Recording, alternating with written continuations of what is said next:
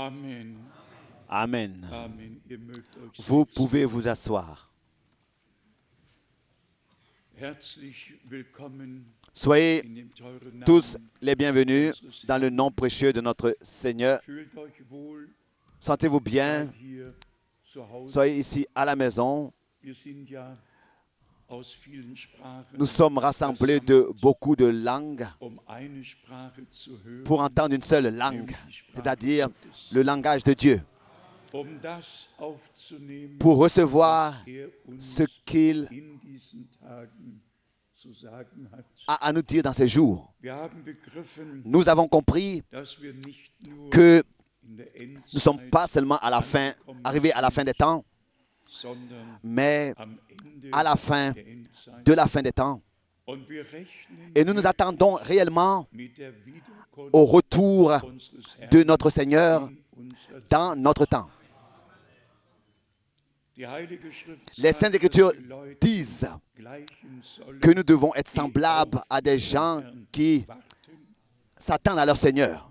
Und dann steht geschrieben, Et ensuite, il est écrit, voici, der Bräutigam kommt, l'époux vient, macht euch auf, ihn préparez-vous pour aller à sa rencontre. und danach Et ensuite, bereit waren il est écrit que celles qui furent prêtes entrèrent zum Hochzeitsmahl. au festin des noces Und die Tür et ward les portes furent fermées.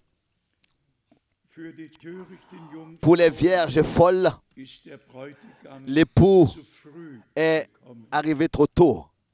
Sie waren nicht bereit. Elles n'étaient pas prêtes. Zu früh. Trop tôt, trop tôt. Und Petrus schreibt, Et Pierre écrit, der Herr verzieht le Seigneur mit der Verheißung nicht, ne tarde pas avec la aber möchte promesse, auch nicht mais il ne veut pas non plus einige, que die zur Rettung quelques-uns bestimmt sind, qui sont déterminés verloren, au salut soient perdus. Il veut dass die Letzten que les derniers herausgerufen soient werden, appelés à sortir, aber nicht nur mais pas seulement herausgerufen, appelés à sortir, sondern mais zubereitet. préparés, préparés. Und das ist nach meinem Et ça, c'est selon ma compréhension Heiligen Schrift des Saintes Écritures, der Grundgedanke la pensée aller Verheißungen principale für unsere Zeit. de toutes les promesses pour notre Dass temps, am Ende que à la fin, eine Braut une, Gemeinde une église épouse herausgerufen, soit appelée à sortir, zubereitet soit préparée und dem Bräutigam et conduite gerückt à werden will. l'époux. Gott wird die Seinen Dieu nicht auf halbem Weg, ne va pas laisser les siens er wird à la moitié du chemin, en chemin. den ganzen Weg Il nous donnera ans Ende d'atteindre führen, le but. bis wir Il nous donnera de marcher jusqu'à la fin, jusqu'à que nous passions de la foi à la vue, ehrlich gesagt, sans nous arrêter en chemin. wenn er Pour le mit dire denen, sincèrement, die ihm si von seinem Wort il jetzt Glauben schenken, ne peut pas maintenant nicht accomplir das Ziel et atteindre le but avec ceux qui croient selon les Écritures, maintenant, avec qui est-ce qu'il devrait alors le faire? Und wenn Petrus Et si schreibt, Pierre écrit, vous êtes la race élue, ihr seid das Volk la Gottes, sainte nation, dann müssen auch jetzt alors Gläubige maintenant, sein. Nicht nur damals, nous devons croire maintenant, nous devons être maintenant des croyants, pas dans le passé, mais en tant que des gens qui, dans le temps présent, die einfach affermissent leur élection et qui savent, j'ai été déterminé à von cela Ewigkeit her, depuis l'éternité déjà, Ewigkeit depuis her, l'éternité déjà, à atteindre le die but Herrlichkeit Gottes. et à voir la gloire de Dieu. Wir haben hier noch Nous avons ici encore des salutations de la Guadeloupe à remettre et aussi des salutations de différents pays de la terre. C'est pour moi devenu difficile de remettre des salutations. J'ai été très repris de ce que je cite des noms avec des frères et il y en a d'autres que je ne nomme pas de leur nom. Je mentionne des pays et il y en a d'autres que je ne mentionne pas. J'ai été très repris dans ces choses. Ça m'a un peu causé des difficultés. Qu'est-ce que je dois faire? On ne peut pas satisfaire tous et toujours penser à tout et à tous, mais vous, tous qui êtes ici rassemblés, vous devez le savoir. Et tous ceux qui aussi sont en liaison online. Dans le Seigneur, nous vous estimons tous, tous les frères et toutes les sœurs, dans toutes les couleurs, dans toutes les nations, sur toute la terre. Car ça, c'est la première promesse que Dieu a donnée à Abraham dans Genèse chapitre 12. Je te bénirai et en toi seront bénis tous les peuples de la terre, toutes les nations. Dieu en Christ, selon Galates chapitre 3, Dieu a en Christ inclus dans le salut toutes les nations de la terre, comme c'est écrit dans le prophète Ésaïe. Et toutes les extrémités de la terre verront le salut de notre Dieu. Et dans le dernier ordre missionnaire, il a été dit, allez dans le monde entier et faites des disciples de toutes les nations et enseignez-les à observer tout ce que je vous ai prescrit. La chorale ont chanté la parole du prophète Zacharie. La lumière paraîtra au temps du soir. Frère Branham a 125 fois mentionné ce verset. 125 fois, Frère Branham, dans ses prédications, a mentionné cette parole du prophète Zacharie, chapitre 14, au verset 7, qu'au temps du soir, la lumière paraîtra. Et nous disons à cela, Seigneur, demeure avec nous, car il fait soir, le jour est en déclin et la nuit approche. Et je voudrais que tous les frères se sentent bien. Bien-aimé frère Graf, bien-aimé frère Müller, tous les frères de l'Est et de l'Ouest, du Sud du Nord, sentez-vous bien. Soyez bénis au nom du Seigneur. Tous les frères de tous les pays, de toutes les langues et de toutes les nations, que Dieu puisse accorder sa grâce pour que tous les frères dans le ministère se soumettent à lui et se soumettent à la conduite de son esprit et de sa parole. Notre bien-aimé frère a lu une parole importante, une parole pour chaque famille qui est ici aujourd'hui. Frère Ziegler, une parole pour toi, pour vous et pour tous les autres. Je vais le lire encore une fois dans le psaume 103. Le psaume 103, versets 17 et 18. Mais la bonté de l'Éternel dure à jamais pour ceux qui le craignent. Et maintenant, écoutez s'il vous plaît bien. Vous tous qui avez des enfants et qui avez une famille, s'il vous plaît, écoutez bien. Et sa miséricorde reste valable pour les enfants et leurs enfants. En allemand, reste valable. Et en qui? En qui? C'est écrit au verset 18. Pour qui? Pour ceux qui gardent son alliance et se souviennent de ses commandements afin de les accomplir. Afin de les accomplir. Afin de les vivre, de les pratiquer. Oh, quelle parole, frère Müller, quelle parole. Bien-aimés frères, quelle parole. Enfants des enfants sont inclus en ceux qui craignent et qui gardent son alliance. Dites Amen. C'est ainsi que c'est. Et tous ceux qui ne sont pas encore sauvés seront sauvés bientôt. C'est Dieu qui confirma sa parole. Et il accomplira sa parole en tous ceux qui pensent à son alliance et qui la gardent et qui le craignent. Avons-nous pas lu et écrit dans la nouvelle lettre circulaire, cité tous les versets bibliques qui concernent l'alliance, où Dieu a parlé d'une alliance, et ensuite nous pensons à la nouvelle alliance qu'il a faite sur la croix à Golgotha. Et ensuite, nous pensons à la première prédication, car c'est à vous qu'est valable, car c'est à vous et à ceux que le Seigneur appellera en non plus grand nombre et à vos enfants. Quelle est cette promesse? Pierre, dans sa première prédication. Acceptez cela dans la foi et remerciez Dieu déjà pour cela. Que ce n'est pas seulement que nous écoutons la parole, mais nous la recevons personnellement dans la foi, car cette promesse est pour vous et pour vos enfants.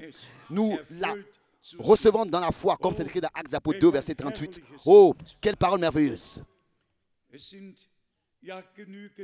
Oui, il y a assez de choses sur lesquelles on pourrait parler. Nous allons pas pouvoir nous arrêter longtemps sur les événements du temps. Nous avons compris que aussi dans le domaine politique et religieux, tout est en train de prendre son cours et que le monde entier tourne les regards sur Israël et se concentre sur Jérusalem et sur Israël. Il n'y a pas une autre ville qui est comme ça l'objet de concentration, comme aussi aucun autre pays. Mais ils sont tous concentrés sur le peuple de Dieu, sur le pays de Dieu, sur la ville de Dieu. Et je pense dans ce contexte des choses aussi à nos écoles et à nos institutions. Et partout, l'enseignement de l'évolution est enseigné aux enfants dans les écoles. Et quand on pense, on lit dans Genèse 2, et Dieu, il est écrit, et Dieu acheva son œuvre. Et vit que tout était bien et s'est reposé le 7e jour. Et aujourd'hui, il se moque de ceux qui croient à l'exposé de la création dans la Bible. Dans le monde entier, c'est connu. Ils sont l'objet de moquerie quand ils croient à l'exposé de la Bible, de la création. Quand je pense à ce que Darwin, dans l'année 1851, avait douté parce que sa fille Annie, avec 10 ans, à l'âge de 10 ans, était morte de la tuberculose. Et il s'était égaré de la foi. Et l'égarement de cet unique homme a servi à ce que tous soient égarés, conduits dans l'égarement, qui se sont laissés égarer par sa théorie de l'évolution. Mais que Dieu soit remercié, il y a encore des hommes qui savent qui est le Créateur. Et ça, nous l'avons aussi dit, Moïse, l'homme de Dieu, qui a écrit les 5 premiers livres de la Bible, 2000 années après la création. Il a pu exactement décrire chaque jour tel que cela s'était passé avant lui. Et ensuite, il a été écrit, ensuite le matin et ensuite le soir, il fut un jour et le prochain jour et le prochain et le prochain. Tout dans le détail décrit en ce que Dieu avait fait dans le premier, dans le deuxième, dans le troisième, dans le quatrième, dans le cinquième et dans le 6e jour. Et ensuite, il y a des gens qui viennent et qui disent l'évolution. Une grande explosion a eu lieu. Oui, il y en a qui ont eu une grande explosion dans leur tête. Mais on ne peut pas changer les choses. C'est le déroulement des choses. Dieu et la parole de Dieu sont l'objet de moquerie. Et tous les autres sont, n'est-ce pas, honorés et fêtés. Mais laissons les choses. Nous croyons comme le dit les Écritures. Nous croyons que la création a un créateur et que les rachetés ont un sauveur. Pas une religion, mais racheté, rédempteur, sauveur. Le Seigneur nous a rachetés.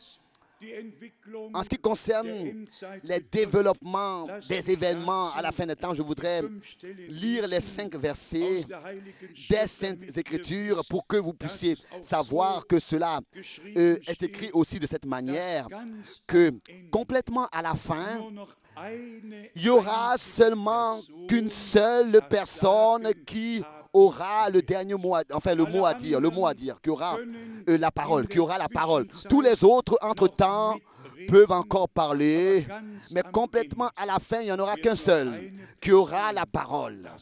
Qui aura la parole. Lisons sans commentaire Daniel chapitre 7. Daniel chapitre 7. Et ici, c'est le verset 25. Et s'il vous plaît, remarquez le singulier. Remarquez le singulier. Daniel 7, verset 25. Il prononcera des paroles contre le Très-Haut. Pas il au pluriel prononceront, pas ils prononceront, mais il prononcera, singulier, des paroles contre le Très-Haut. Il opprimera les saints du Très-Haut. Et il espérera changer les temps et la loi.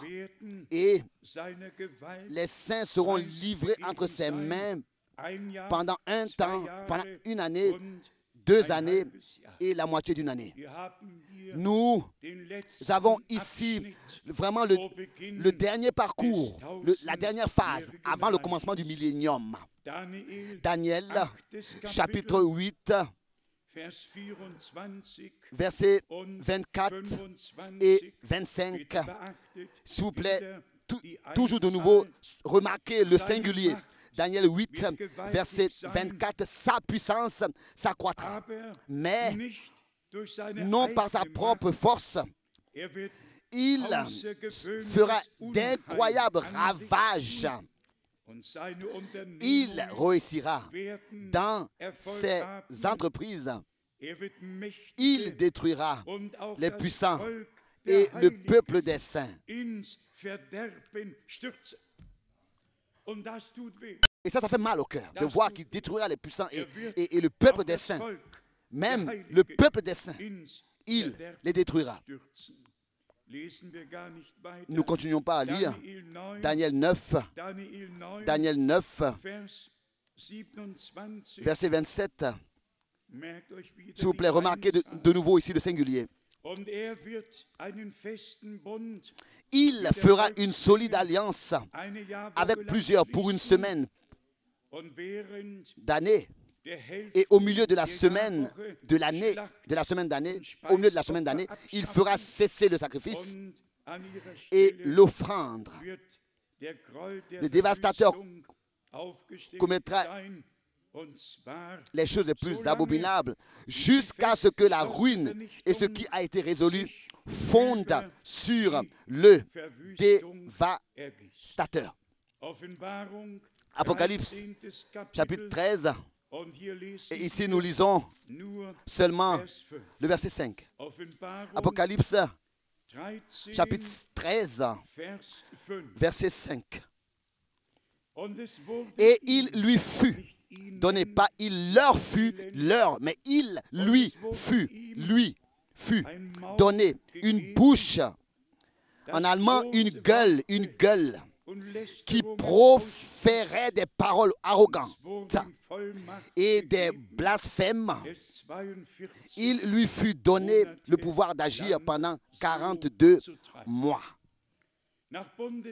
Après l'alliance faite, c'est ainsi que les Saintes Écritures l'enseignent, il y aura encore 7 ans, les premiers 3 ans et demi pour le ministère des 2 prophètes, et les derniers 3 ans et demi seront le temps où l'Antichrist sera le seul roi sur terre. Et il exercera son pouvoir.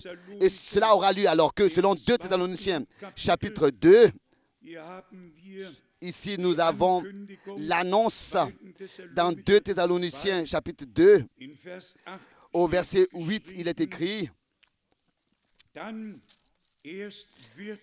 chapitre 2, verset 8, et alors paraîtra l'impie, que le Seigneur Jésus détruira par le souffle de sa bouche et qu'il écrasera par l'éclat de son avènement.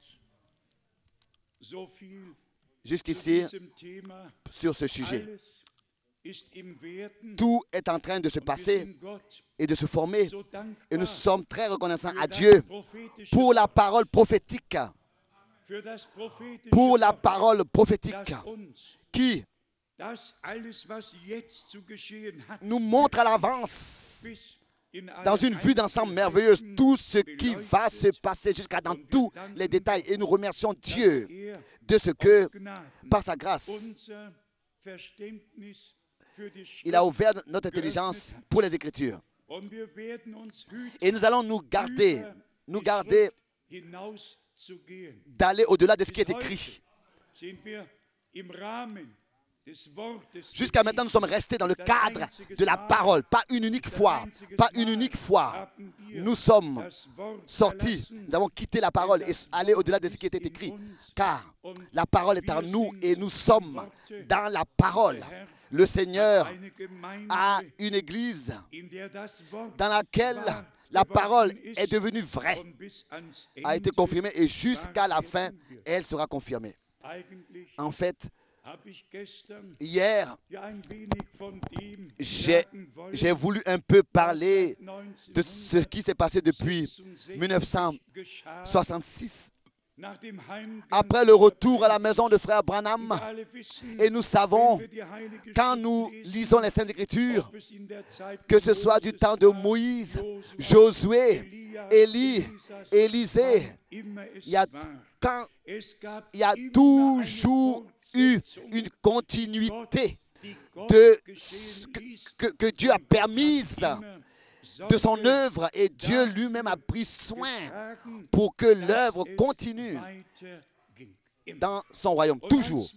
Et alors que le dernier samedi, nous étions à Bruxelles, je devais penser à ce que Bruxelles était la première ville de l'Europe dans laquelle nous avons apporté en 1966 la parole de Dieu. 1966, en septembre et octobre, nous avons visité 25 villes. Nous avons commencé avec la Belgique, ensuite l'Hollande, l'Autriche. Nous avons inclus tous ces pays dans le premier voyage circulaire. Et c'est ainsi que tous les contacts dans tous ces différents pays voisins étaient déjà existants. Nous avons pu visiter ces pays en 1959.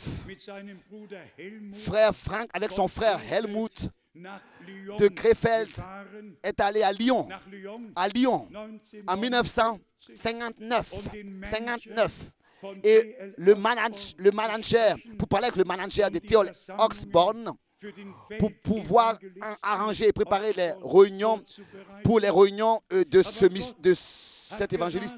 Mais Dieu avait justement utilisé cette occasion à l'époque déjà pour que les frères en Europe, je les connaisse et qu'il y ait des contacts qui soient rétablis avec tous les pays voisins. Et c'est ainsi que depuis 1959, alors que le temps fut accompli pour cela, alors les réunions ont pu être préparées dans les différents pays voisins et tenues. Pour moi, le dernier samedi à Bruxelles était un jour très particulier, un jour dans lequel j'ai pu me rappeler de comment est-ce que le message de la fin des temps a pris son cours, a eu son commencement après le retour à la maison de frère Branham et aussi sa continuité dans le royaume de Dieu. Bien-aimés frères et sœurs, de la même manière, mon cœur était aussi rempli de tristesse et jusqu'à aujourd'hui encore. Pourquoi? Et ça, je vais le dire aussi, pas pour critiquer. Ça, je le dis parce que c'était ainsi. Parce qu'à l'intérieur du message, depuis le commencement, il y a des frères qui ont apparu, qui n'étaient pas, qui ne sont pas restés dans le même pas, dans l'harmonie, dans la parole, dans le message. Ils ne sont pas restés dans la parole, mais ils ont apparu parmi le peuple avec des révélations particulières, propres et des visions. Et en juin 1969, cela a commencé alors qu'il y avait eu cet atterrissage en détresse, alors que les premiers frères à New York ont fait un décret et une thèse ensemble avec les frères de l'Inde que le Fils de l'homme est arrivé. Et cela n'était même pas attendu à l'époque, c'est-à-dire, ils disent que c'était le jour de la Lune. En 1966, 69 déjà. Cela a commencé, des frères ont commencé à apparaître avec des propres enseignements qu'ils ont présentés comme étant une révélation. Et cela a pris son cours et prend son cours jusqu'aujourd'hui. Nous ne pouvons pas changer les choses. Mais en cet endroit, nous avons le droit de prêcher la parole de Dieu et de la replacer sur le chandelier. Et c'est même notre devoir saint de ne laisser rien d'autre avoir de la valeur en dehors de ce qui est écrit et en dehors de la parole écrite révélée. Et je voudrais ici faire cette remarque. Celui qui en lui-même, dans le calme, pense que, oh, ça c'est la parole écrite, la Bible, et l'autre, c'est la parole révélée. Un tel homme ferait mieux de quitter maintenant, de se lever et maintenant de quitter la salle.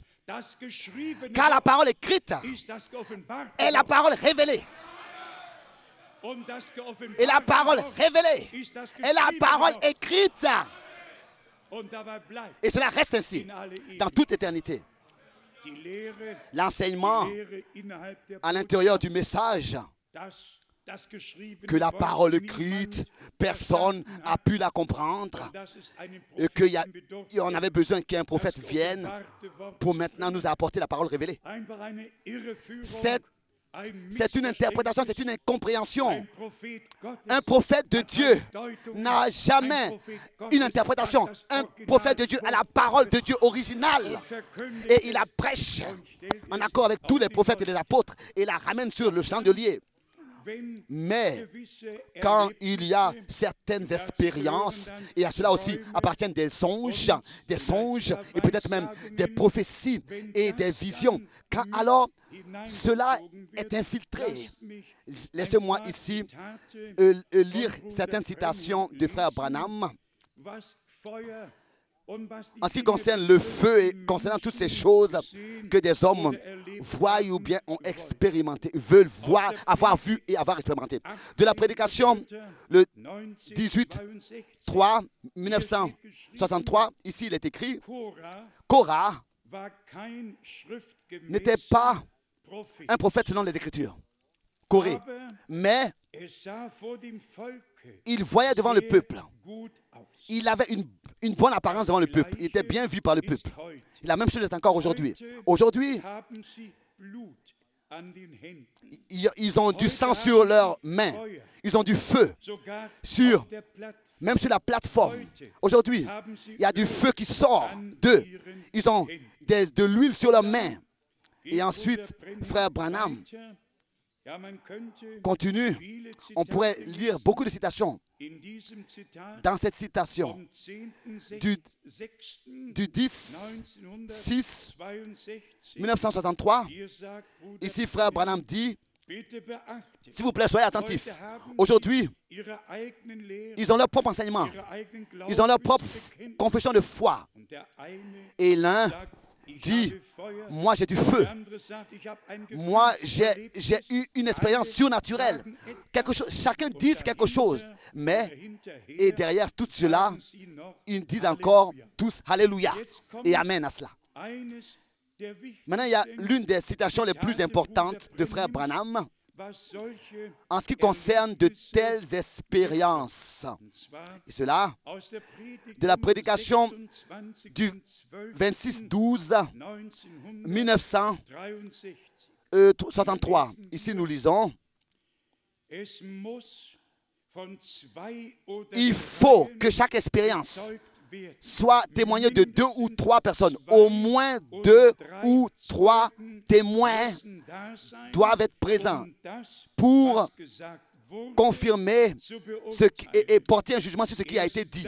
C'est seulement après, quand 2 ou 3 l'ont jugé, que cela peut être publié et accepté. D'abord, il faut que cela soit examiné avec les Saintes Écritures et soit en accord avec les Saintes Écritures. Ensuite, il dit, cela se passe toujours de nouveau dans certains ministères, que des esprits s'infiltrent, et influencent. Et c'est-à-dire, comme si ils s'envolent. Et maintenant, il y a quelque chose de très important. Et nous savons que cela est seulement vrai si c'est en accord avec la parole de Dieu. Et ensuite, la phrase suit, si dans un ministère il y a quelque chose qui existe, alors il faut que cela soit découvert. Il faut que cela soit découvert et ensuite jugé avant d'être accepté. Nous avons ici encore la citation la plus importante. Il y a beaucoup de citations ici. Et cela du 3/5/1951. Ici, il s'agit de l'ange de l'Éternel. Je vous lis. Si l'ange de l'Éternel venait, dont je suis le serviteur, s'il venait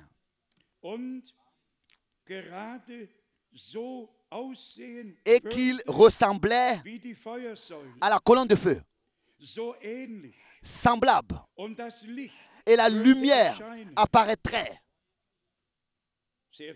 beaucoup. Et ensuite,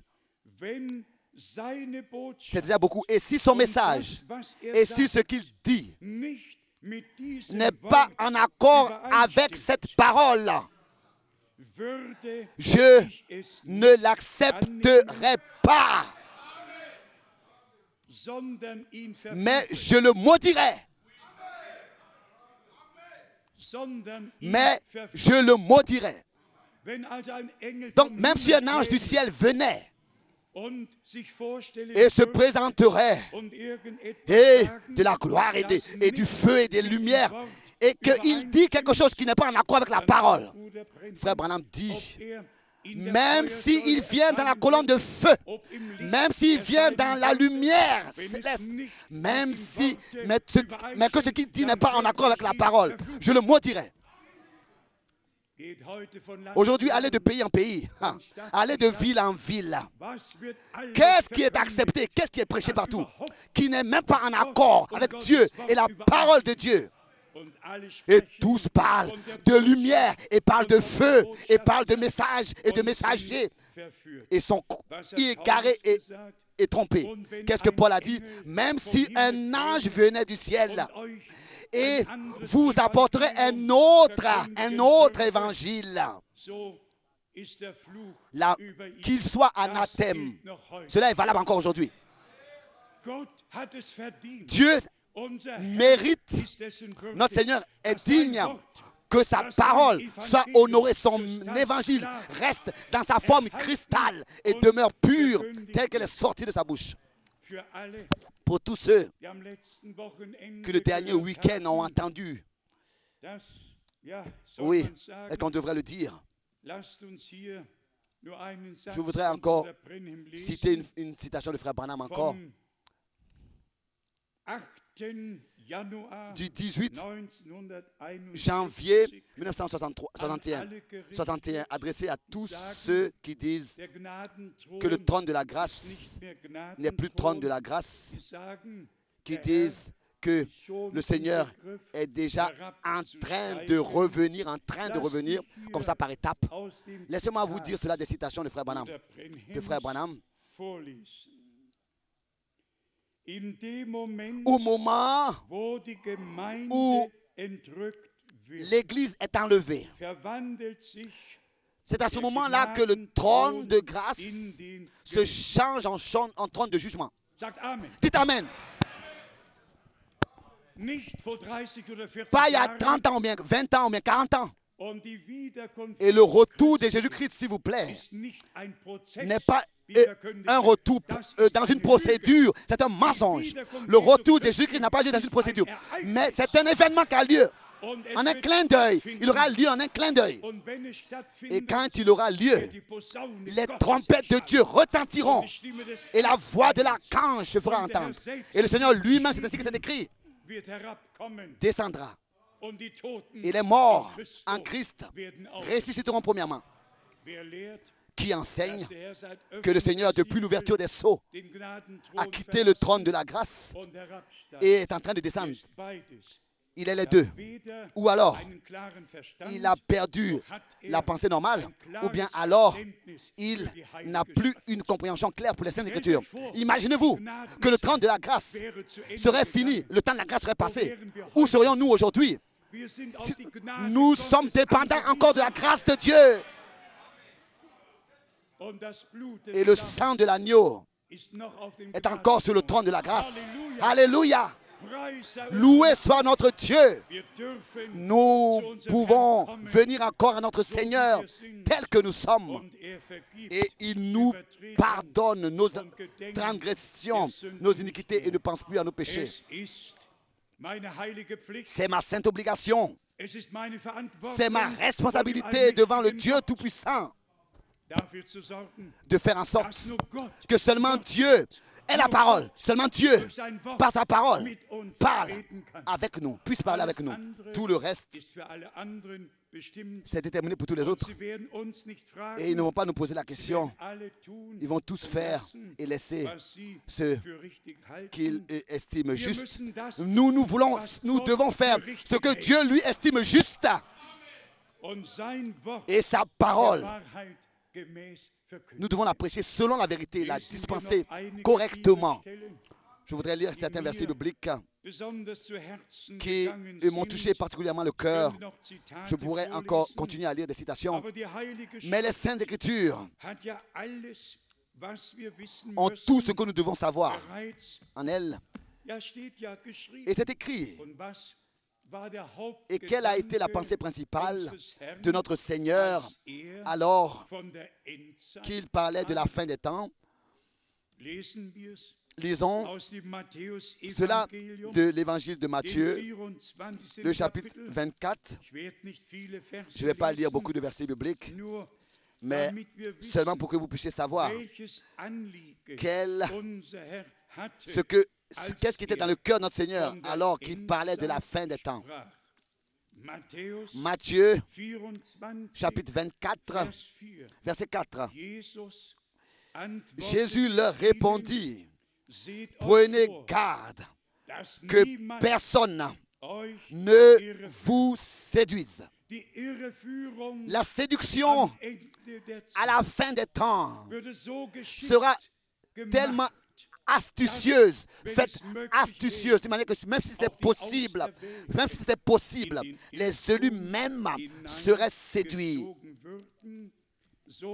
C'est ainsi que c'est écrit dans Matthieu 24, au verset 24.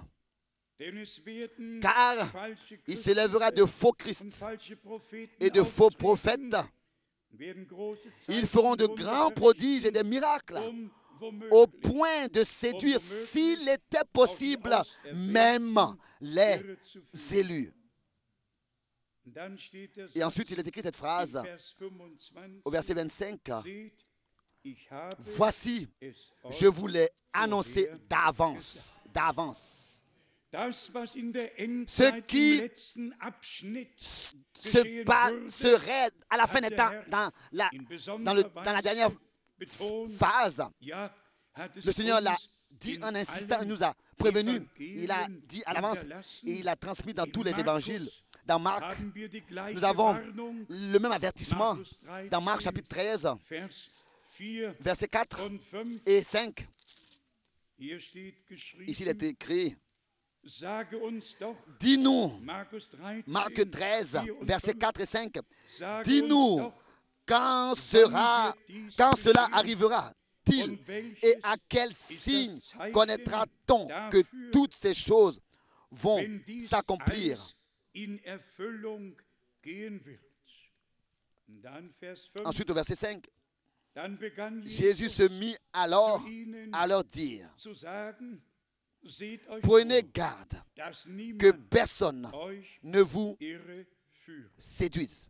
Das ist die Mahnung Ça, c'est l'avertissement, unseres Herrn l'exhortation de notre an Seigneur, sein Volk adressée à son in peuple dieser Zeit, dans ce temps, vor avant der Wiederkunft le retour Jesu Christi, de unseres Jésus-Christ, Herrn. notre Und Seigneur. bitte Et s'il vous plaît, denkt daran, pensez à cela. vom ersten Mal im Garten Eden, Depuis la première fois dans le jardin wo d'Éden, der Feind die où Verführung l'adversaire und die Betörung a séduit gemacht et hat, a trompé, in Anlehnung an das, was Gott, der toujours en Herr, mentionnant gesagt ce que Dieu le Seigneur avait dit. nur ein wenig, Il a seulement ein un wenig peu tordu, umgeändert seulement un peu changé, und schon et déjà war's la tromperie a été Der possible. Feind La séduction a été gebraucht possible. immer L'adversaire utilise das Wort toujours Gottes, la parole de Dieu um seine pour Irrlehre infiltrer präsentieren et présenter zu können. son enseignement. Und dann Et ensuite, denken wir nous pensons an das Wort à la des parole Apostels Johannes, de l'apôtre Jean, dass keine que Lüge aucun mensonge a son origine dans la vérité, sondern Wahrheit mais que la bleibt vérité in reste Ewigkeit wahr. éternellement vraie. Lüge Mensonge ist die Verdrehung est la der vérité Wahrheit. tordue. Und darauf Et müssen wir c'est en cela que nous devons être attentifs. kann biblisch aussehen, Cela peut sembler biblique, muss aber mais nicht biblisch sein. ce n'est pas obligé de l'être. Dass wir in C'est peut-être das raison Wort que nous devons hineinschauen vraiment nous und uns sonder les Écritures von Gott pour belehren lassen. regarder si tout est exact Das ist et nous laisser enseigner par Dieu lui-même. Ça, Verkündigung c'est la prédication der en Hinweis général, ou bien auf das la manière avec laquelle il est montré geschehen ce qui würde, allait se worauf passer wir alle zu et achten à haben. quoi est-ce que nous avons tous à faire attention, en général. Mais qu'est-ce qui se passe en ce qui concerne l'Église? Ça, c'est en général. Maintenant, en ce qui concerne l'Église, et à cela, nous devons aller dans Apocalypse pour voir comment est-ce que la séduction n'a pas lieu comme ça dans l'Église en général, comme ça quelque part de quelconque, mais comment est-ce que la tromperie dans l'Église vor sich geht. a lieu. Dazu lesen wir Lisons pour cela, pour voir la séduction qui a lieu dans l'Église, dans Apocalypse, le chapitre 2, den 20. Vers. le verset 20. Offenbarung Apocalypse, 2, le chapitre 2, 20. le verset 20. Doch Mais ich habe ce que an dir j'ai contre auszusetzen, toi, dass du das Weib c'est que des tu Jezabel laisses la gewesen femme Jézabel, die sich qui se eine dit Prophetin prophétesse, ausgibt und enseigner als Lehrerin et wirkt séduire mes serviteurs und meine Knechte pour qu'ils und se meine livrent, dazu séduire mes séducteurs, verführt mes serviteurs, und so pour qu'ils se livrent à la débauche und et Götzen qu'ils mangent des auf viandes das sacrifiées Dach aux zu essen. idoles. Eine Evangelistin Une évangéliste könnte das nicht tun. ne pourrait pas le faire. Und eine Schwester Phoebe Et une sœur, könnte es auch Phoebe, ne pourrait pas non plus le nicht. faire. Aber eine Prophetin, Mais une die prophétesse, den Respekt une femme vor der ganzen qui a perdu le, Gemeinde hat, qui a, non, qui a le respect, qui a le respect pour toute l'Église, devant toute l'Église, qui a le ainsi dit le Seigneur. Alors là, nous devons faire attention. denn da Là, nous devons faire attention, car c'est là que cela peut arriver, dass sogar Knechte que même des serviteurs de Dieu das so spricht der prêtent Herr, l'oreille dass gar au kein ainsi dit le Seigneur, so spricht qui n'est der même Herr pas ist, un ainsi dit le sondern Seigneur, die mais Offenbarung qui est der eigenen la révélation des propres Gedanken. pensées de Und dann cœur. müssen wir alle Et là, nous sehr, devons tous sehr faire aufpassen. très attention.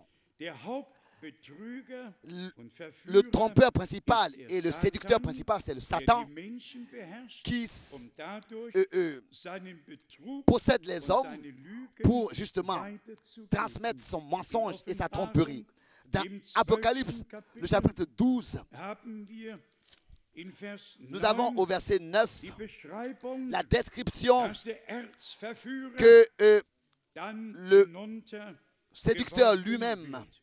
sera Offenbarung 12, précipité en bas. Vers 9. Apocalypse 12, verset 9. So wurde dem Et il der fut große Drache précipité. le grand die alte dragon, Schlange, le serpent ancien, die der Teufel appelé und Satan heißt, le diable et Satan. der Verführer. Satan Satan, ist der le diable et le Erzverführer. séducteur. Satan Hat im est Garten le Eden séducteur begonnen. original. Il a Und er commencé wird déjà au erst commencement. aufhören, Et wenn die il arrêtera Brautgemeinde quand l'église épouse entrückt wurde. sera enlevée. Dann steht Et ensuite, il est geschrieben, écrit ici, der Verführer le, des ganzen donc Satan, celui qui Erdkreises séduit toute auf la die terre, Erde, il fut précipité sur la terre seine Engel et ses anges wurden furent mit ihm précipités hinabgestürzt. avec lui. Lesen wir gleich Offenbarung, das Lisons tout de 13. suite Kapitel, l'Apocalypse chapitre 13 den encore, 14. Vers, le verset um 14, den Zusammenhang zu haben. pour avoir le contexte. Offenbarung Apocalypse 13, 13, Vers 14. verset 14. Und Et es verführt elle séduisait die Bewohner les habitants der Erde de la terre durch die par les Wunderzeichen, prodiges die es qu'il vollbringt lui était donné infolge d'opérer der ihm verliehenen en présence de la Gabe bête, vor den Augen des disant aux Tieres, habitants de la terre indem de es faire die Bewohner une image der Erde de la bête dazu qui avait été blessée dem Tiere, das die Schwertwunde hat und wieder aufgelebt par ist, l'épée ein Bild et anzufertigen. qui vivait. Wir können nicht näher darauf Nous ne pouvons pas entrer eingehen, dans les détails, aber wir haben es deutlich mais nous aus den Predigten avons Bruder des Branhams prédications de frère Branham gehört. clairement entendues. Das eine Tier L'une des kam aus bêtes der Erde, vint de la terre, sprach zuerst wie ein Lamm parlait d'abord comme un agneau und dann et ensuite wie ein Drache. comme un dragon. Aber das vierte Tier Mais la quatrième bête kam aus dem Meer, vint de la aus mer, dem Völkermeer vint de la mer, hervor. Ihr könnt in la der mer Offenbarung des peuples. und dem Propheten Et nous pouvons aller dans Daniel Apocalypse et dans les prophètes nachlesen. Daniel. Was geschieht jetzt Qu'est-ce qui se passe hier maintenant, in Europa? vous en Europe? Die letzte Weltmacht. La dernière Und puissance das wissen mondiale, die et ça, wenigsten, dass es sich très peu le die savent, römischen savent qu'il Verträge s'agit handelt, ici die des im contrats März romains qui, en mars 1957 im Vatikan 1957 au Vatican unterschrieben ont été worden, signés, les contrats romains. und dass das Et que altrömische ainsi Reich le vieux empire romain de nouveau est venu au pouvoir, über alle au pouvoir, anderen Völker est entré en der pouvoir Erde. sur Wir tous gehen les nicht autres näher peuples de la darauf terre, ein. nations de la terre. Nous ne Aber pouvons pas entrer dans les détails de ces choses, mais nous le voyons maintenant accompli. Nous n'avons plus maintenant un vote de l'Allemagne, ou bien un vote de la France, mais il s'agit du vote de l'Europe. Et à qui est-ce qu'on demande pour voter? Qui a ici une voix? Qui a le droit de voter? En une seule voix, en un seul jour, on a une seule voix et c'est passé pour toujours. Et qui a le droit de voter? Et chacun fait ce qu'il veut. En un seul jour, ils votent. Et alors, ils font ce qu'ils veulent ou bien alors ils font ce qu'ils doivent faire. Mais maintenant, revenons à nous. Revenons à ce qui nous concerne, au peuple de Dieu. Nous ne pouvons pas, comme ça, nous pouvons que nous informer en ce qui concerne tout ce qui se passe et se déroule dans le domaine politique et religieux. Et si même, par exemple, Mr. Obama, elle est deux. Il est sunnidisch, il est musulman, et avec sa femme Michelle, il est aussi, il a adhéré au christianisme. Mais qu'est-ce qu'il est dans son cœur? Qu'est-ce qu'il est resté dans son cœur? Jusqu'à l'âge de 11 ans, à Jakarta, il a visité l'école musulmane et il a comme ça visité la mosquée ou bien alors tout ce qui est semé comme ça dans le cœur de l'homme reste. Et maintenant,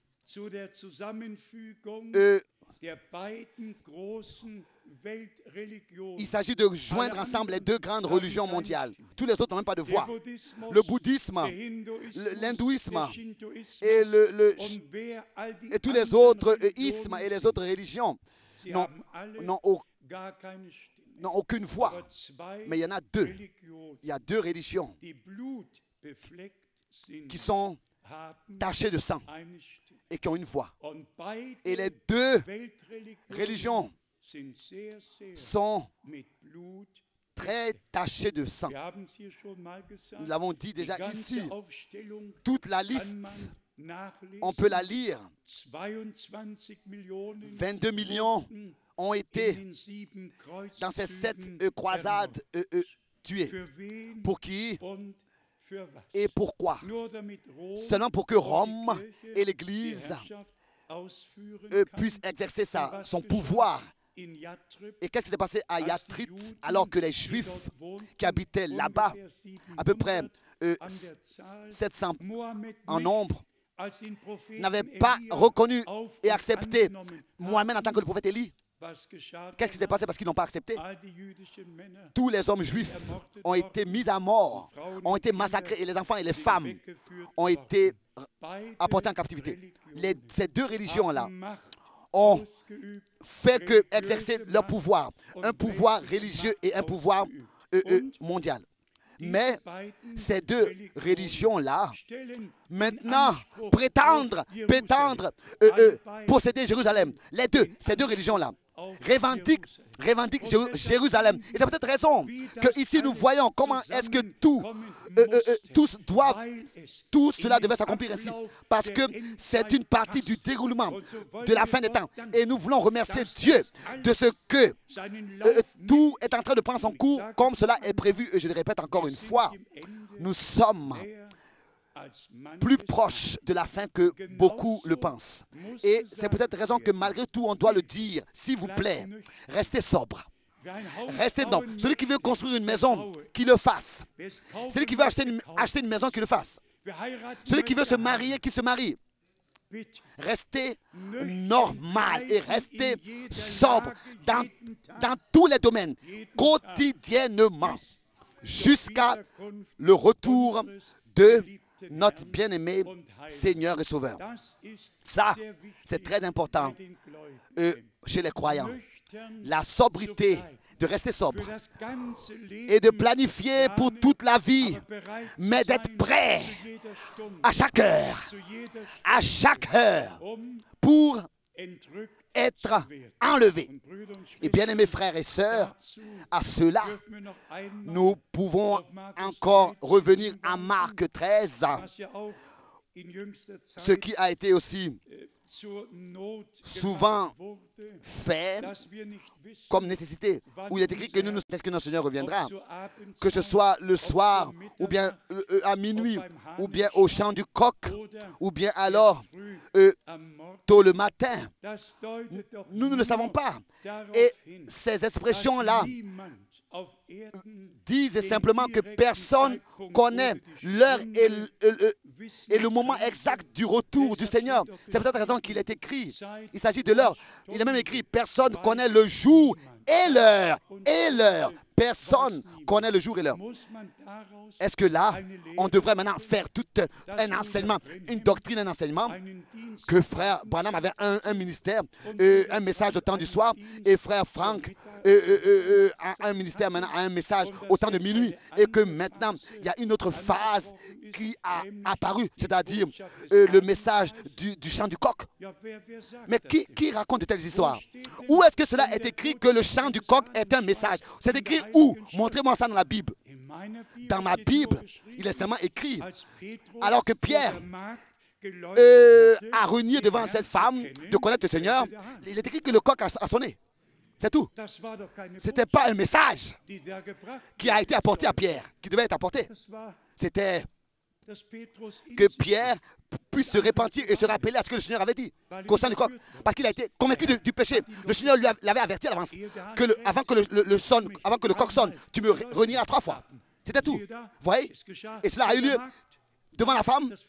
Le feu brûlait et elle s'est réchauffée. Et voilà, le coq a sonné avant même qu'il renie le Seigneur 3 fois. Et ça devrait être un message pour l'épouse, un message pour l'époux, pour appeler le chant du coq. Non, bien mes frères et sœurs, je porte une grande douleur. Personne ne pourra me comprendre à cause des différentes doctrines dans le monde entier. Et je porte une grande douleur dans mon cœur. Et je vais vous le dire. Alors que tout à l'heure, j'avais mentionné la manière avec laquelle Dieu a conduit toutes choses. Toutes choses. Déjà, depuis 1949. Non. 49, alors que pour la première fois j'avais entendu le nom de frère Branham, alors que des frères évangélistes étaient venus des États-Unis, et David Du Plessis de l'Afrique du Sud, et Hall Herman, et tous ses frères et ont rendu témoignage, ont prêché la parole. Et c'est là pour la première fois que j'ai entendu le nom de William Branham. Et dans mon cœur, j'ai ressenti qu'il y a quelque chose. Là, il y a quelque chose, sans le savoir. Et Dieu, lui, a conduit depuis 1949 à faire en sorte que ce ministère ne reste pas comme ça, dans un coin, caché. Et quand je regarde en arrière, combien de milliers, ou bien des dizaines de milliers, oui, il y avait 8000 personnes à Zurich, au stade, et partout des milliers venaient se réunir. C'était dans mon cœur. À ce ministère-là, tu dois recevoir accès. Mais il y a quelque chose qui brûlait dans mon cœur et qui me disait, je ne savais pas pourquoi, mais je savais qu'il y a quelque chose dans ce ministère, il y a quelque chose auquel tu dois avoir part. Je voulais dire. Ensuite, le juin 1958, 20, alors que frère Branham me disait, tu vas repartir en Allemagne avec ce message. Est-ce que je dois vous dire? J'avais quitté le pays. J'avais acheté une maison à Sanctuary, Ontario, au Canada. Je vivais, j'avais tout. Et ensuite, frère Branham me dit, tu vas repartir en Allemagne avec ce message. J'avais la plus belle voiture, la plus belle Ford, bleu, blanc. J'avais une vie agréable. Et voilà, le prophète de Dieu me dit, tu repartiras en Allemagne avec ce message. J'ai abandonné tout ce que j'avais et je suis revenu en Allemagne. Et alors Dieu a conduit les choses une après l'autre et a dirigé toutes choses dans le détail jusqu'à aujourd'hui. Et quand aujourd'hui encore, nous qui sommes en cet endroit et que je peux vous dire, et je vous l'ai déjà dit, et j'espère que vous le savez, que je ne viens pas du Texas et que je ne raconte pas d'histoire. Mais moi, frère Frank, j'ai, à ce moment-là, alors que frère Branham mourut et qu'il nous a quittés, moi, je l'ai vu dans son costume habillé sur un nuage. Je l'ai vu monter. Je l'ai vu le 24 décembre 1965 vers 23 heures. Et dans cette expérience, j'ai dit, mais frère Branham, pourquoi est-ce que je te vois sur la nuée, sur ce nuage? Je ne savais pas que c'était le moment où il était en train de quitter la terre et de partir au Seigneur. Aller à Apocalypse, les deux prophètes, Apocalypse 11, après qu'ils furent mis à mort, dans Apocalypse, les deux prophètes monteront aussi au ciel sur un nuage.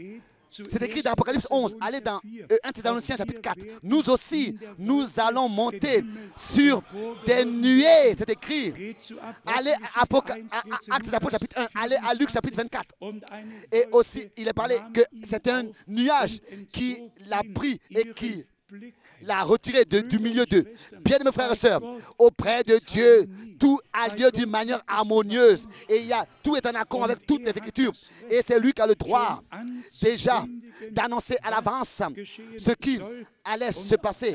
Et ensuite, ce qui s'est passé. Et comme je le disais déjà auparavant, en 1959, déjà, il y avait eu des contacts. Et ensuite, depuis 59, et après l'ensevelissement de frère Branham, je suis revenu et je savais une seule chose doit maintenant se passer. C'est-à-dire que le message de Dieu, la parole de Dieu, elle doit être envoyée dans tous les peuples, les langues et les nations. Je regarde à toutes ces années en arrière, à toutes ces années, depuis 1962, si j'ai cette année devant moi, ou bien je regarde à 47 ans en arrière, dans lesquels j'ai marché sur les chemins de Dieu, que ce soit dans toutes les décisions que j'ai dû prendre, qu'elles étaient justes ou pas, ça, je le remets entre les mains de Dieu. Mais toi aussi, tu ne pourras pas juger ou bien savoir si toutes les décisions que tu as prises étaient justes ou pas. Mais il y a une chose que je peux vous dire. Ce qui a eu lieu dans le royaume de Dieu,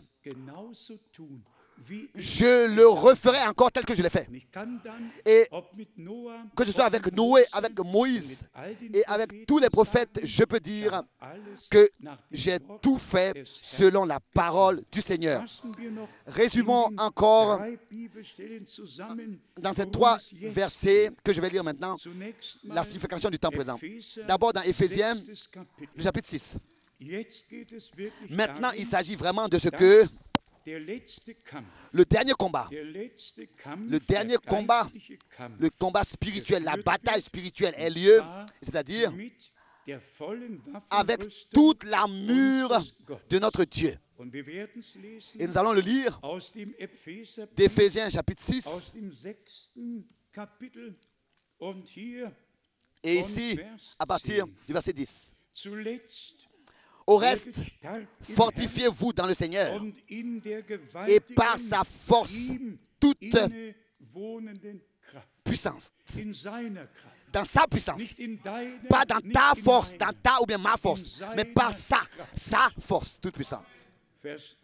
Verset 11. Revêtez-vous de toutes les armes de Dieu afin de pouvoir tenir ferme contre les ruses du diable. Est-ce que nous voulons aujourd'hui demander cela au Seigneur? Que, en tant que toute l'Église, avec tous les frères, dans le ministère, avec tous ceux qui ont une responsabilité, qui portent particulièrement des responsabilités, que nous puissions être revêtus avec toutes les armes de Dieu. Êtes-vous d'accord?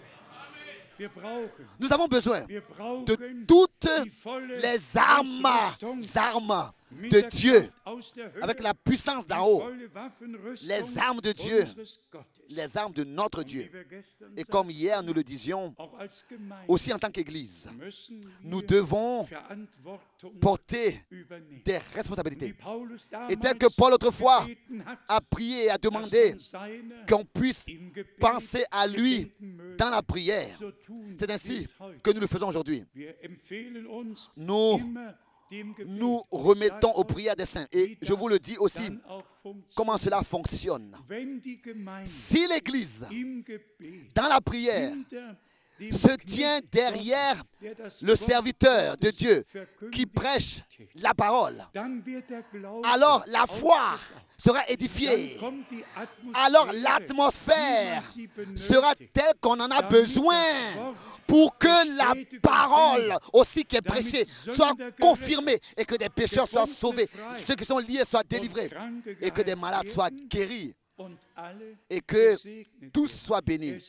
Il faut que la responsabilité soit portée par toute l'Église, ensemble avec ceux qui prêchent la parole. Il faut que leur responsabilité soit portée par toute l'Église et qu'ils soient acceptés. Ensuite, le verset 12. Éphésiens 6, verset 12. Car nous n'avons pas à lutter contre la chair et le sang, mais contre les dominations, contre les autorités, contre les princes de ce monde de ténèbres, contre les esprits méchants dans les lieux célestes.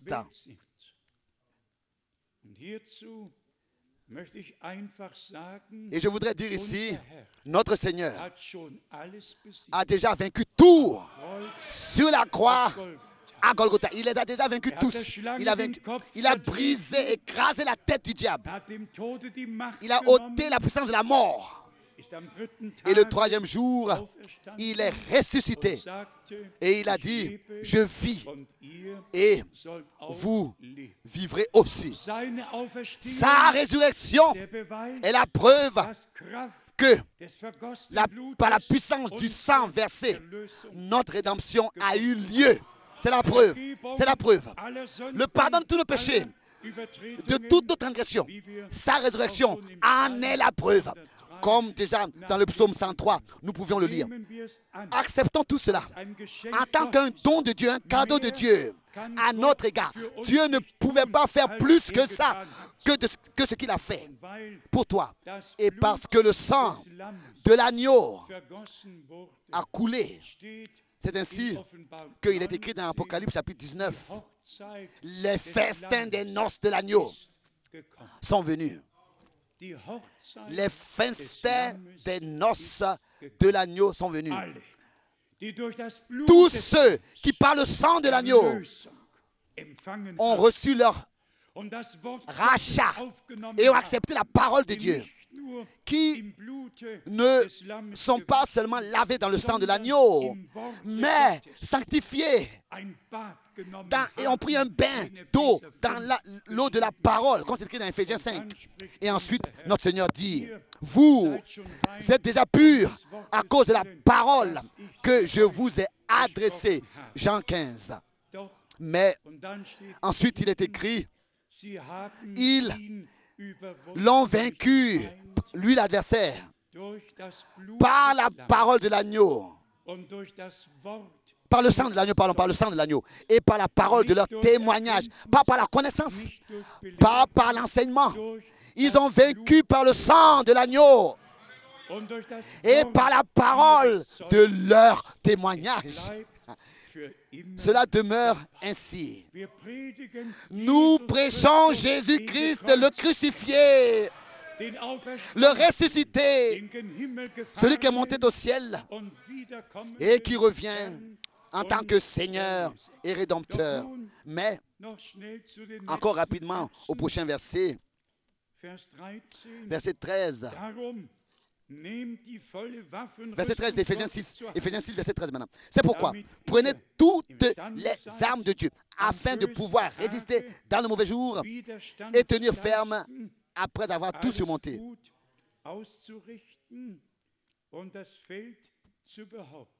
Afin de tout surmonter et revendiquer.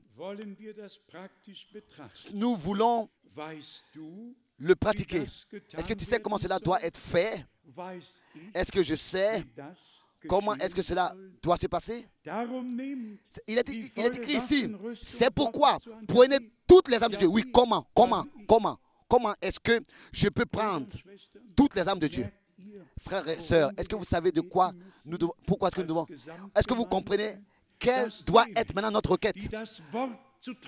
Que ceux qui ont apporté la parole et qui ont à utiliser l'épée de l'esprit, qu'ils puissent savoir au moment où ils viennent devant la chair.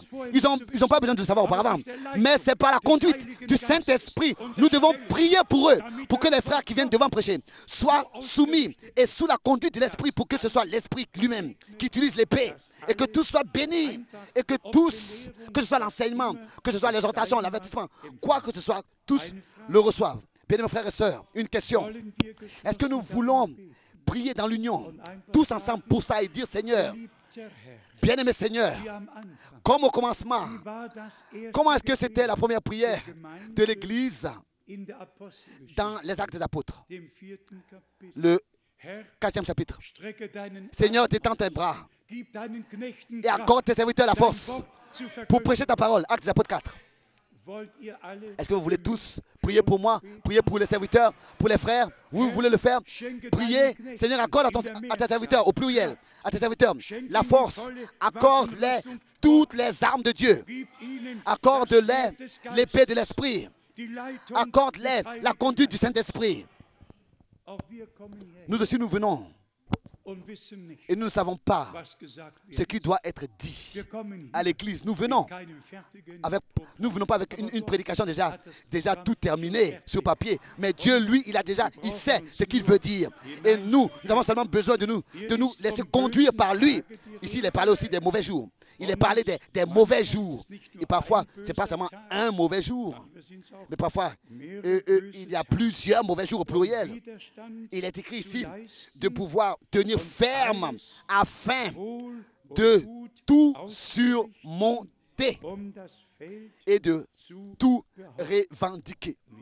Maintenant, encore de nouveau, adressé à tous, au verset 14, tenez donc ferme. Et pas seulement le prédicateur doit se tenir ferme, mais les croyants aussi. Le corps du Seigneur, toute l'Église. Tenez donc ferme. Ayez à vos reins la vérité pour ceinture. Revêtez la cuirasse de la vérité. Dans l'Église, dans la fin des temps, il n'y a pas le droit d'être trouvé, ne serait-ce qu'une seule interprétation. Mais tel qu'il est écrit ici, les reins doivent être saignés de vérité, pas d'interprétation, pas de mensonge, mais de vérité. Et la parole de Dieu est la vérité. Et le Saint-Esprit est l'Esprit de la vérité et nous conduit dans toute la vérité. Et ensuite, encore adressé à nous, au verset 15, mettez pour chaussures à vos pieds le zèle que donne l'évangile de paix.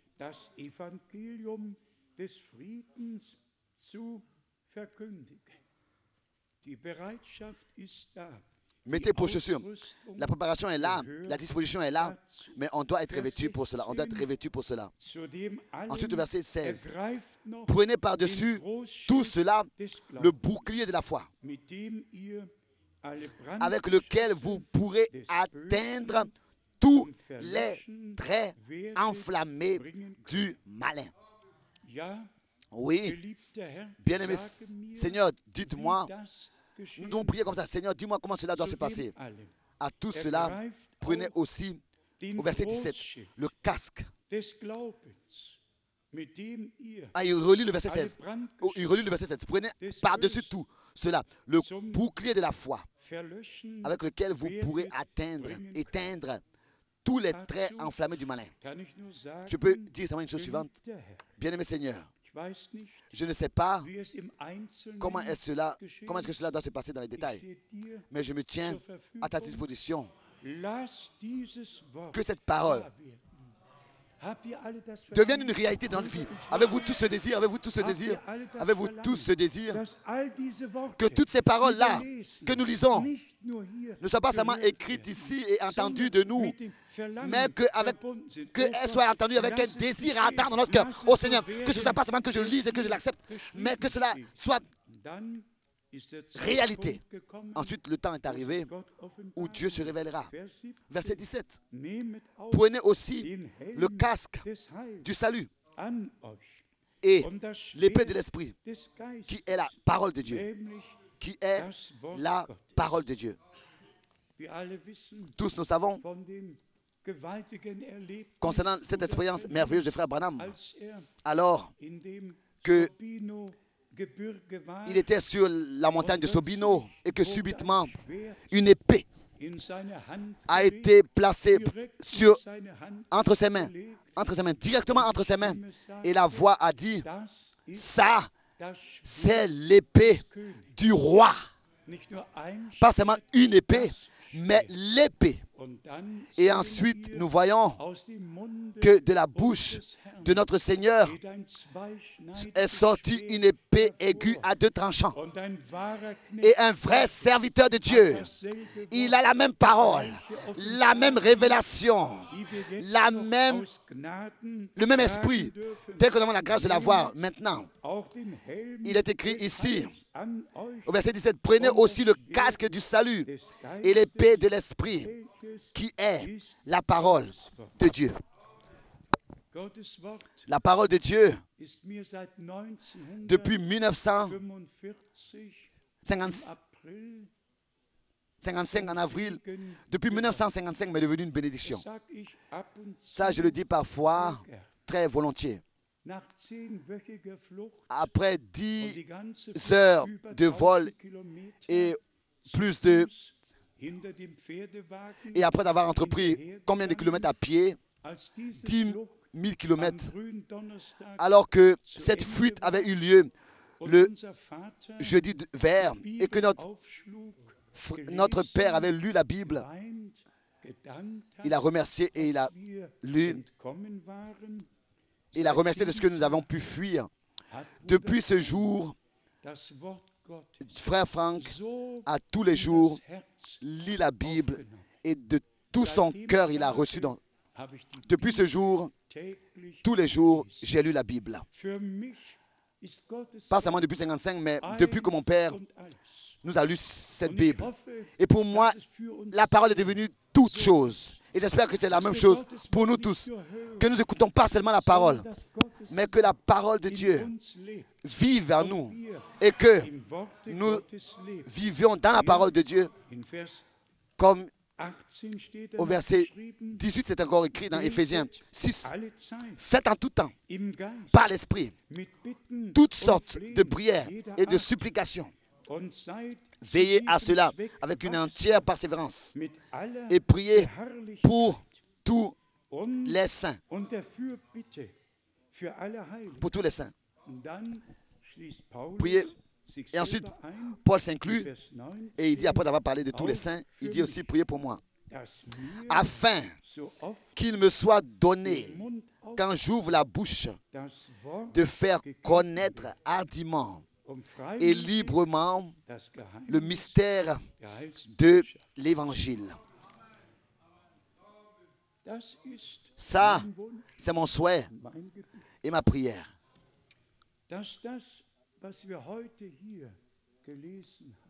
Que ce que nous avons lu ici ait lieu avec nous tous, par nous tous, devienne vrai jusqu'à le verset 19.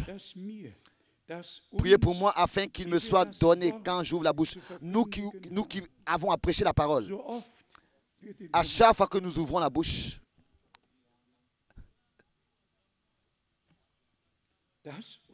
que la parole nous soit donnée par Dieu lui-même.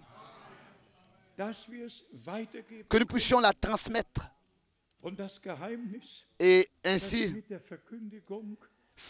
transmettre le mystère qui est lié à l'Évangile. Que nous puissions le présenter au peuple de Dieu de manière digne du Seigneur. Je l'ai déjà dit hier, nous avons ici toutes les citations merveilleuses des promesses de Dieu. Et tous nous croyons que nous sommes enfants de la promesse. Nous croyons que nous vivons maintenant dans la dernière phase de l'histoire du salut avant le retour de Jésus-Christ.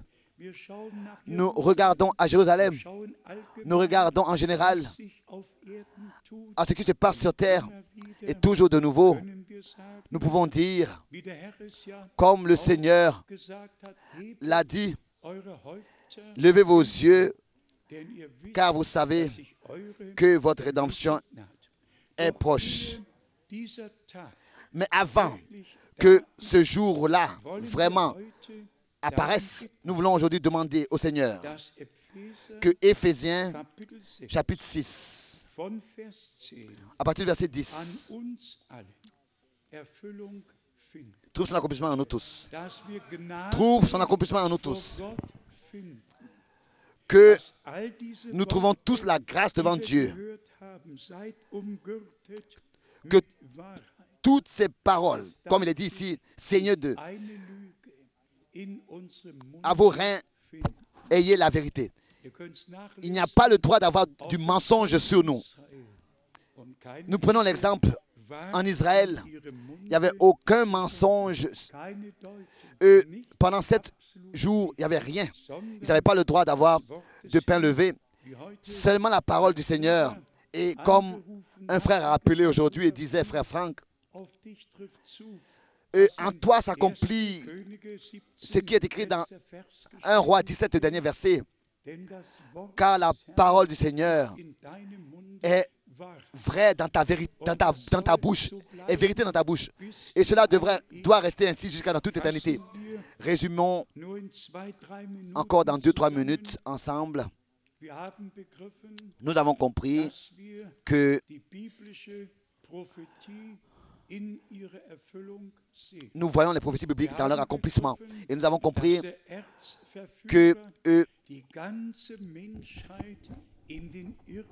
le séducteur, Satan, séduit tous et tous sont contre Dieu et contre la volonté de Dieu dans toutes les religions et dans tous les programmes. Et ensuite, il y a le reste qui a été appelé à sortir vraiment à suivre le Seigneur Jésus-Christ. Ils suivaient l'agneau partout où il va. Nous ne suivons pas un homme, nous suivons l'agneau, là où il va. Donc, que cela soit notre solution et notre décision, et en relation avec cela qu'il soit encore dit. Lisez Éphésiens 6, à partir du verset 10 jusqu'au verset 19, jusqu'au verset 20. Dans cette semaine qui vient, et priez là-dessus. Et dites au Seigneur, Seigneur, que cela soit ainsi avec nous tous qui écoutons ta parole. Que cela soit ainsi avec ceux qui prêchent ta parole. Il faut que ce soit le désir de tout notre cœur, je vous le dis. Il faut que ce soit un ardent désir de notre cœur. Si ce n'est pas un ardent désir de notre cœur, alors quoi?